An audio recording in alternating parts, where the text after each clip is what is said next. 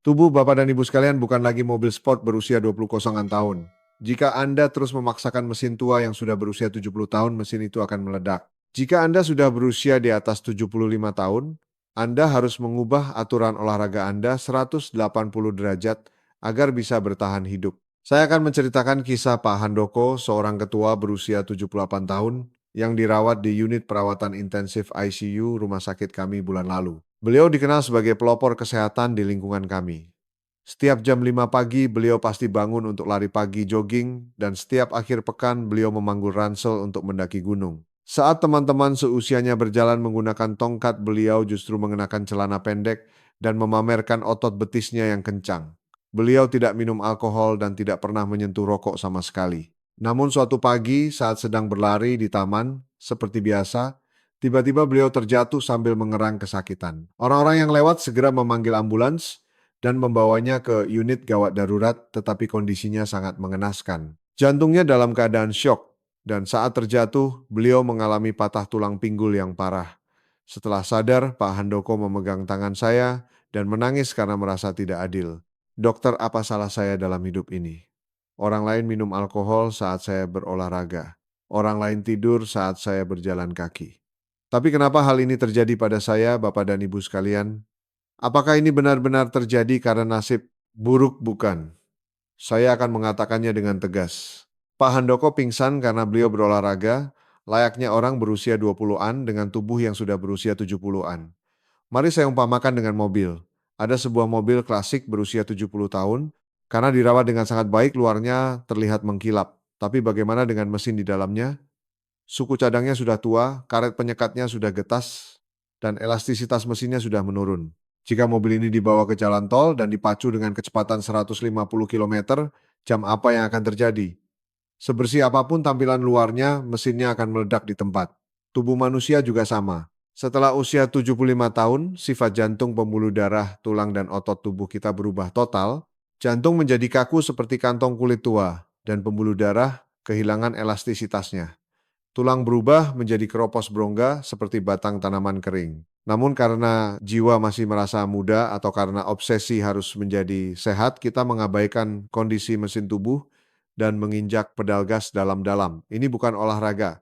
Ini adalah kekerasan terhadap tubuh sendiri. Hari ini saya Dr.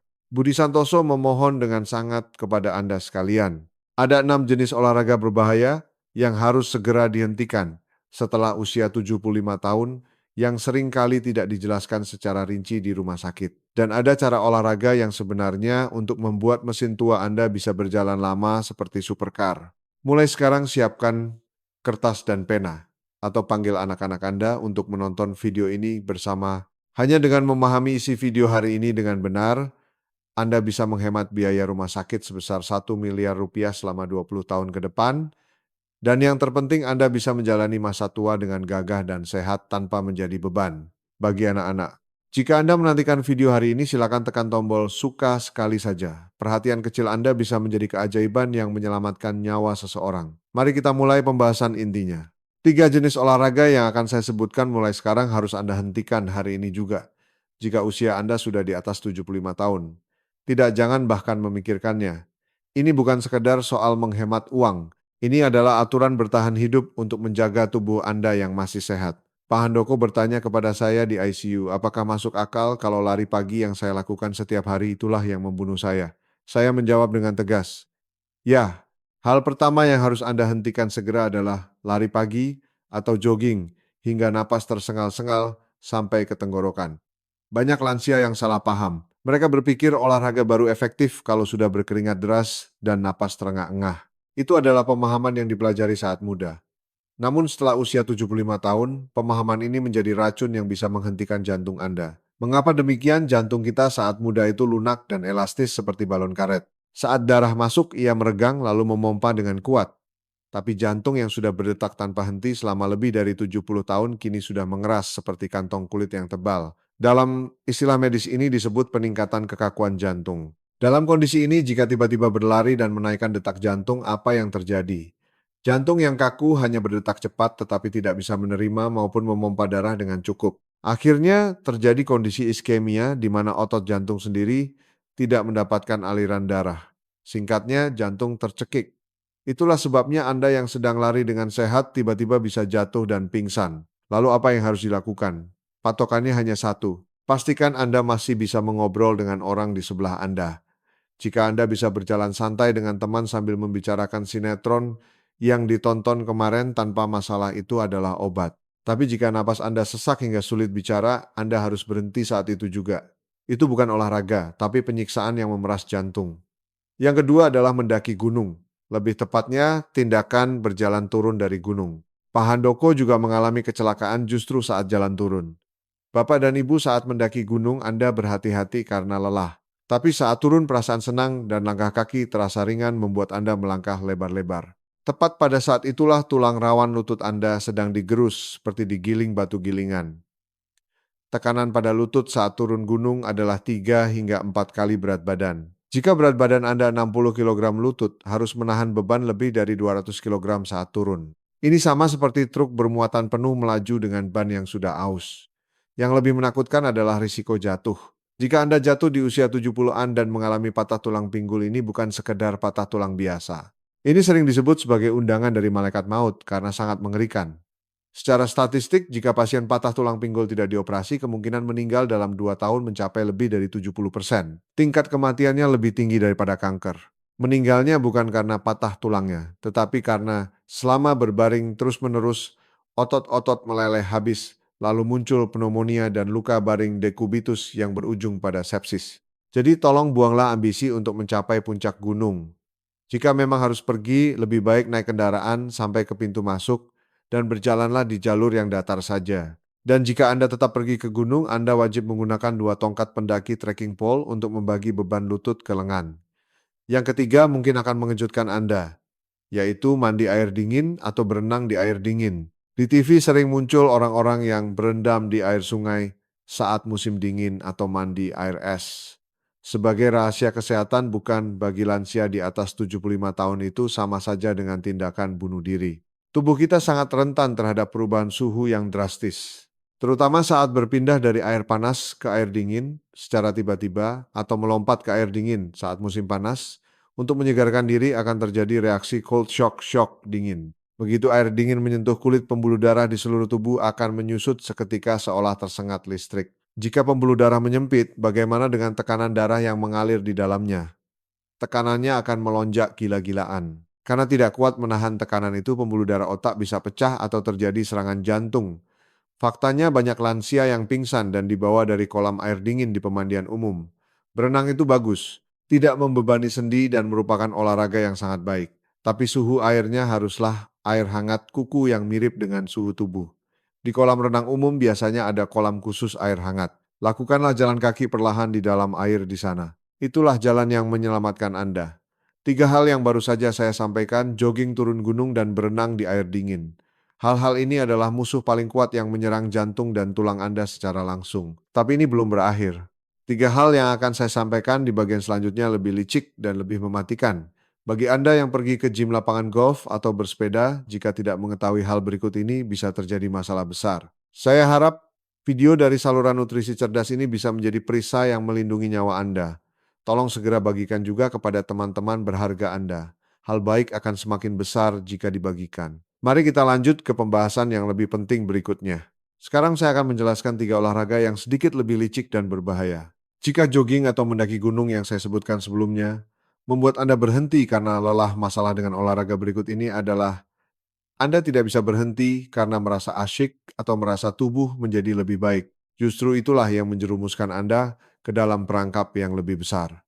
Hal keempat yang mutlak tidak boleh dilakukan adalah latihan kekuatan mengangkat beban sambil menahan napas. Belakangan ini banyak lansia yang pergi ke gym karena ada istilah otot adalah aset. Itu sangat bagus.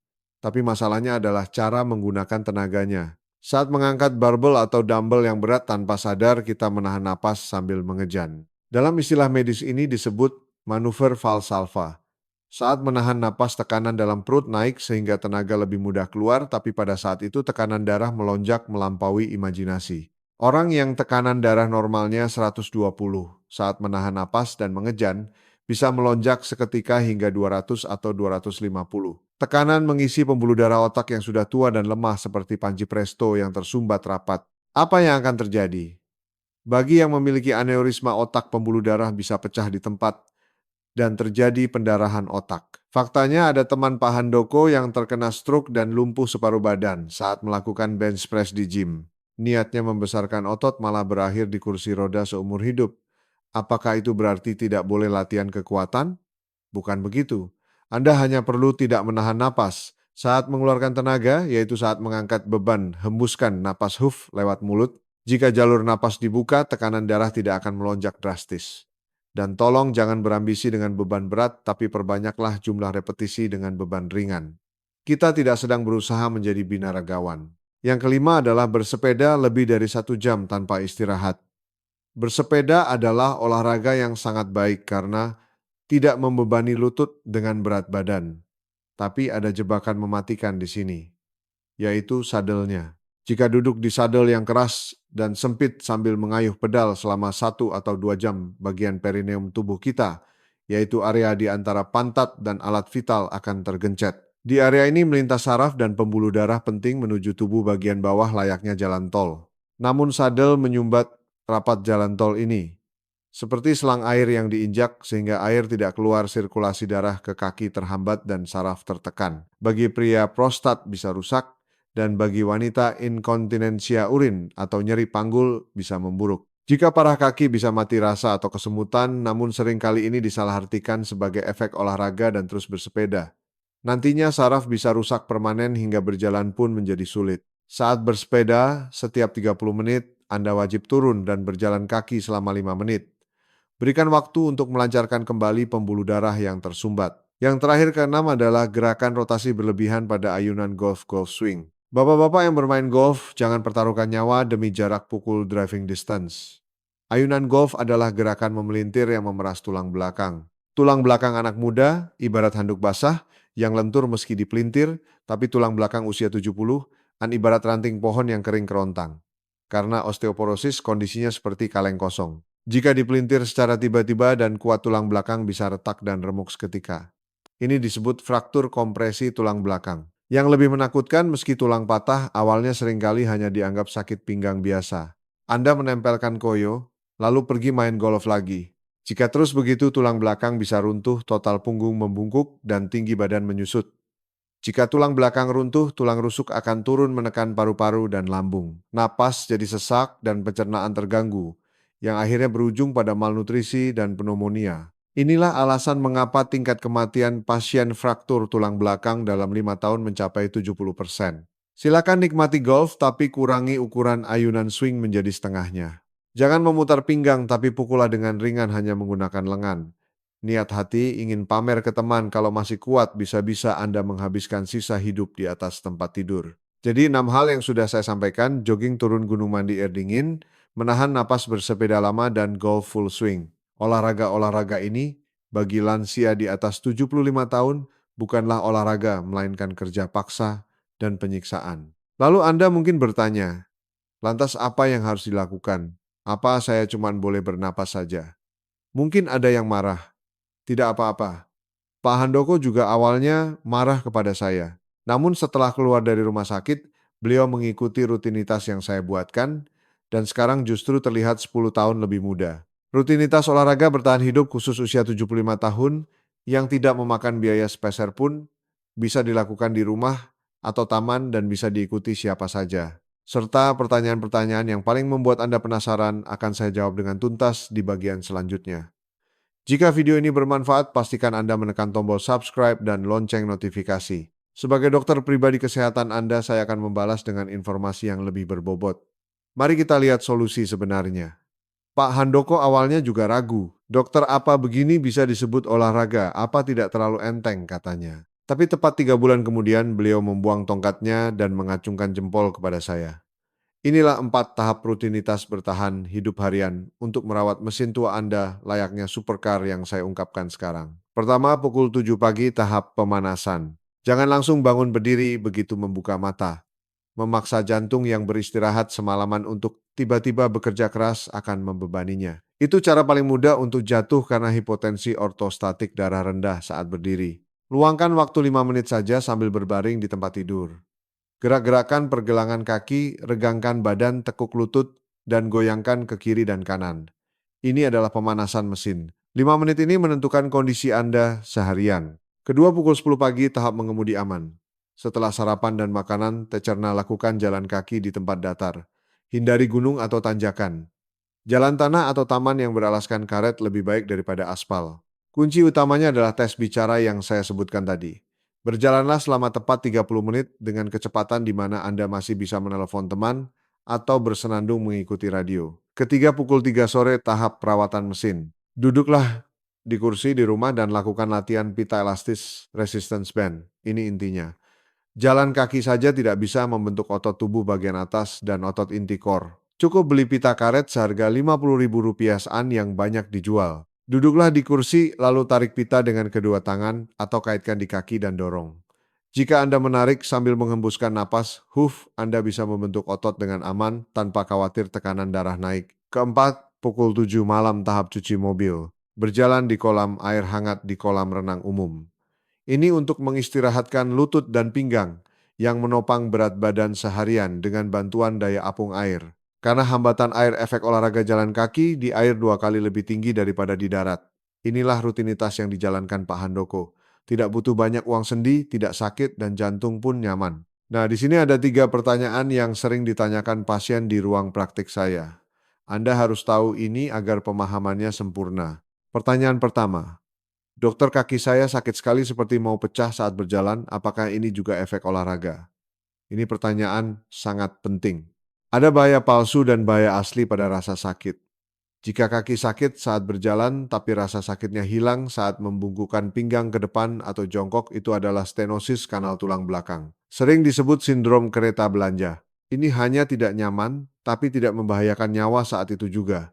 Tapi jika kaki sakit saat berjalan, lalu Anda berhenti, namun rasa sakitnya tetap ada, meski hanya berdiri diam. Atau kaki terasa dingin, ini adalah bahaya asli. Ini disebut penyakit arteri perifer, di mana pembuluh darah kaki tersumbat rapat. Pembuluh darah kaki yang tersumbat adalah sinyal bahwa pembuluh darah jantung dan otak juga sedang tersumbat. Saat ini terjadi bukan olahraga yang harus dilakukan, tapi segera lari ke dokter spesialis jantung atau pembuluh darah. Pertanyaan kedua, lengan dan kaki saya kecil tapi perut buncit. Apakah ini wajar? Sama sekali tidak wajar. Bentuk tubuh laba-laba. Istilah medisnya obesitas sarkopenik. Tingkat kematiannya jauh lebih tinggi daripada obesitas gemuk biasa. Lemak perut visceral mengisi tempat di mana otot menyusut dan lemak perut ini adalah pabrik peradangan. Solusinya hanya satu, jangan kurangi porsi nasi tapi tambah protein. Setiap makan Anda wajib makan daging, ikan, tahu, atau telur seukuran telapak tangan. Dan Anda harus mengisi otot dengan latihan pita elastis sambil duduk yang saya jelaskan tadi. Pertanyaan ketiga, apakah sepatu lari mahal atau jam tangan pintar smartwatch itu membantu? Jujur, saya katakan, daripada uang jutaan rupiah untuk membeli peralatan itu, pergilah ke rumah sakit universitas dan lakukan tes CPET, Cardiopulmonary Exercise Testing, atau tes beban jantung paru. Lakukan ini sekali saja. Anda akan mendapatkan angka pasti di mana batas aman jantung Anda dan di tingkat mana jantung mulai kelelahan. Mengetahui kapasitas mesin tubuh Anda dengan tepat dan berolahraga sesuai, itu nilainya 100 kali lebih berharga daripada sepatu mahal. Bapak dan Ibu, olahraga bukanlah pelatihan militer. Olahraga harus menjadi hiburan yang merawat tubuh Anda. Rutinitas dan pengetahuan yang dipelajari hari ini tidak sulit, bukan? Bagi Anda yang bertekad. Mulai hari ini saya akan memulai rutinitas aman ini dan saya akan menyayangi tubuh saya. Silakan tuliskan 2 kata. Siap laksanakan di kolom komentar. Tekad kecil Anda itu akan mengubah semangat sesaat menjadi kebiasaan selama 30 tahun. Akan lebih baik jika saling menyemangati di kolom komentar. Sekarang sebagai penutup saya akan menyampaikan pesan terakhir bersama dengan kondisi terkini Pak Handoko yang telah mendapatkan kembali kesehatannya. Baru-baru ini saya bertemu Pak Handoko yang datang untuk kontrol rutin, merayakan 1 tahun keluar dari rumah sakit. Beliau tidak lagi memamerkan otot betis yang mau pecah atau masuk dengan bau keringat seperti dulu. Sebaliknya beliau membuka pintu ruang praktik dengan wajah yang sangat tenang dan teduh. Pak Handoko tersenyum dan berkata kepada saya, "Dokter, dulu saya marah karena merasa sudah tua kalau tidak bisa naik ke puncak gunung. Tapi sekarang saya sangat bersyukur dengan kedua kaki saya yang bisa berjalan di tanah datar sambil menggandeng tangan cucu perempuan saya. Sekarang saya baru tahu apa itu olahraga yang sebenarnya. Benar sekali. Bapak dan Ibu Pak Handoko tidak lagi memaksakan diri mendaki gunung. Beliau tidak lagi berlari sampai terengah-engah. Tapi beliau lebih sehat dari siapapun. Tekanan darahnya kembali normal, nyeri lututnya hilang. Dan yang terpenting wajahnya penuh ketenangan. Itu semua berkat beliau membuang keras kepala untuk mengalahkan tubuhnya. Dan memilih kebijaksanaan untuk memahami serta merawat tubuhnya. Tolong ingat 3 hal saja dari pembicaraan panjang saya hari ini. Pertama, setelah usia 75 tahun olahraga, bukanlah pelatihan militer. Intensitas di mana Anda bisa tertawa dan mengobrol dengan orang sebelah, kecepatan di mana Anda bisa bernapas dengan nyaman, itulah hukum emas yang menyelamatkan Anda. Kedua, jangan tertipu penampilan luar. Yang lebih penting daripada baju mendaki mahal dan tubuh berotot adalah mengetahui batas aman yang bisa ditanggung oleh jantung dan pembuluh darah Anda. Ketiga, jangan simpan video ini sendirian. Tolong bagikan video ini kepada teman-teman berharga Anda yang mungkin sekarang sedang mengangkat beban berat atau mendaki gunung curam demi menjadi sehat. Jika bisa menyelamatkan satu nyawa saja, bagi saya sebagai dokter tidak ada kebahagiaan yang lebih besar dari itu. Saya telah menyaksikan saat-saat terakhir banyak pasien selama 20 tahun di rumah sakit. Yang paling menyedihkan adalah perpisahan yang sebenarnya bisa dicegah jika mereka tahu sedikit lebih awal. Saya berharap dengan tulus video hari ini bisa menjadi pagar kokoh yang menjaga kebahagiaan Anda dan keluarga. Saya akan terus mendukung masa tua Anda yang sehat sampai akhir. Semoga Anda melewati hari ini dengan selamat dan berdoa agar besok pagi Anda bisa membuka mata dengan sehat. Berbahagialah berumur panjang bersama keluarga tercinta. Sekian dari Dokter Kesehatan Pribadi para Lansia Indonesia, Dr. Budi Santoso, dari saluran Nutrisi Cerdas.